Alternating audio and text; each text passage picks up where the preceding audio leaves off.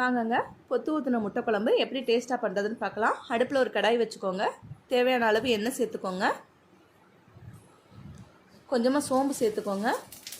பட்டை வகையெல்லாம் சேர்த்துக்கோங்க.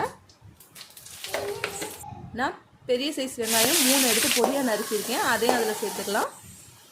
4 பச்சை மிளகாய் லைட்டாக கீறிட்டு அதையும் அதில் சேர்த்துக்கலாங்க.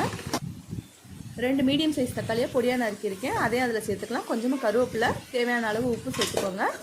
எல்லாம் நல்லா வதங்கி வரட்டுங்க. குழம்பு மிளகாய்த்தூள் 2 ஸ்பூன் சேர்த்துருக்குறேன்.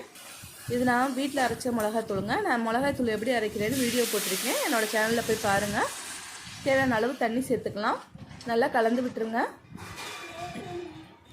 கொஞ்சமாக மஞ்சத்தூள் சேர்த்துக்கோங்க.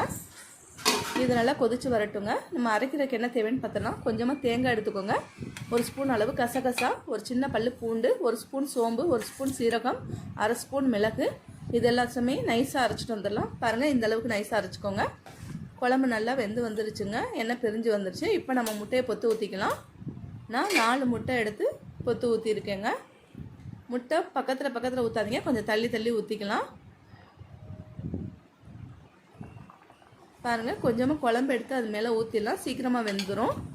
நான் அவிச்ச முட்டை 4 எடுத்து அதை 2 பக்கமும் லைட்டாக கீறிட்டு அதையும் அதில் சேர்த்துருக்கேங்க. இந்த குழம்பு சாதத்துக்கு, சப்பாத்திக்கு எல்லாத்துக்குமே ரொம்ப டேஸ்ட்டாக இருக்குங்க. முட்டை கொஞ்சம் வெந்துருச்சு, அப்படியே பெரட்டி போட்டுக்கலாம். பாருங்கள், 2 முட்டையும் நல்லாவே வெந்துருச்சு. பொத்து ஊற்றின முட்டை நல்லாவே வெந்து வந்துருச்சு.